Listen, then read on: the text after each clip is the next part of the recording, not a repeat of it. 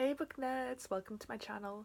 So today I have a super short March TBR for you. The reason this is so short is similar for the reason the February one was quite short, and that's because I'm taking part in 2 readathons this month. So the first one I'm taking part in is the Re-Readathon, and the second one is the Buzzwordathon. So I'm going to upload separate videos for my TBRs for that one.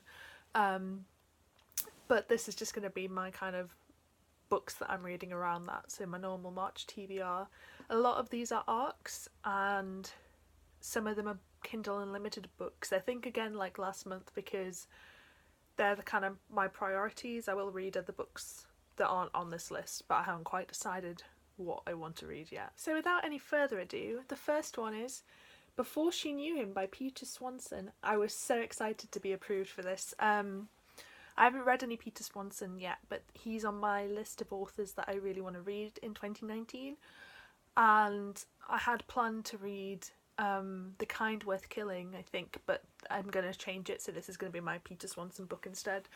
This is about a woman who's got bipolar disorder, and she's been obsessed with this unsolved murder for ages, and she moves to a new area with her husband, and she goes for a meal with their neighbours, and in her neighbour's office she sees this sports trophy.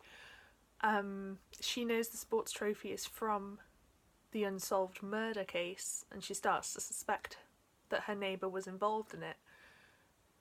That, I think, is where the NetGalley blurb ends, but then the Goodreads one says that it becomes like a cat and mouse game between her and her neighbour, because she knows her neighbour did it, and her neighbour knows that no one will believe her because of her bipolar disorder. So I'm kind of hoping that that's not Goodreads giving too much away, because I'll be annoyed if it is. But either way, it sounds good. I like books that are, I like thrillers in particular, that are about two people battling it out psychologically. And I really like the idea that it's got an unsolved murder aspect to it. And hopefully the mental illness stuff will be done well. It could go either way, but it sounds promising from the concept at least. The next arc I have to read this month is Will Haunt You by Brian Kirk. This is a horror book, and it just sounds really meta from the description. The reviews on Goodreads haven't actually, they've been fairly average, but it's essentially about an evil book, and when you read this evil book, something will come and kill you. And the main character is a rock star who reads this book, but then I think there's also the implication that this book that you're reading is the evil book from the story. This, I'm hoping, will be good. I've been branching out with my horror, as you know by now. I've had a really good reading year for horror so far, and I do like the meta aspect, and I'm intrigued to see how that could go down. The aging rock star stuff reminds me a lot of Heart-Shaped Box, which might be part of the reason why I requested this as well, but I'm going to try not to compare it to Heart-Shaped Box, because I know it's probably not going to be as good as that. The next one I'm also really excited for, and that is The Secret Child by Caroline Mitchell. I read Caroline Mitchell's first book. Again, I also got approved for the arc of that one, and this is an arc, if you couldn't work it out from what I just said, and it's the D.I. Amy Winter series, and the first one, I cannot remember what it's called now, but it's about a police officer who finds out she's the daughter of a serial killer, and the whole crime aspect is centred around that. It's like a police procedural thriller. This is the next one in the series. This one is about a mother whose daughter gets kidnapped, and then she gets sent 4 vials of liquid in the post, and she gets told she has to drink one, and then the child's whereabouts will be released to the police. And then I think presumably she drinks one, and then it happens again, and that's kind of what the crime aspect is, the mystery part. So yeah, I'm really excited to read this. The first one I really enjoyed. I think I gave it 4 or 4.5 out of 5 stars, which is high for a thriller for me, especially a police procedural, because I don't normally like those. But it was written really well.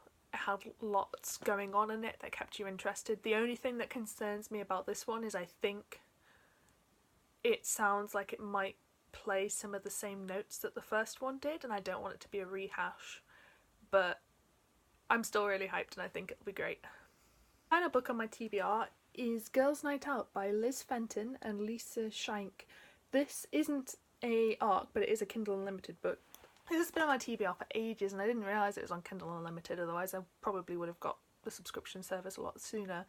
But this is about three women who go on holiday to Mexico, and they're good friends, and in the past something bad happened that we don't know about. There's some dark secret, and then they go on this holiday to kind of try and become friends again, and then one of them disappears whilst on holiday, and the two remaining friends are trying to piece together what happened on the night out that she went missing, because presumably they were all quite drunk and there's different things going on, but also trying to work out how this relates back to their dark secret from the past.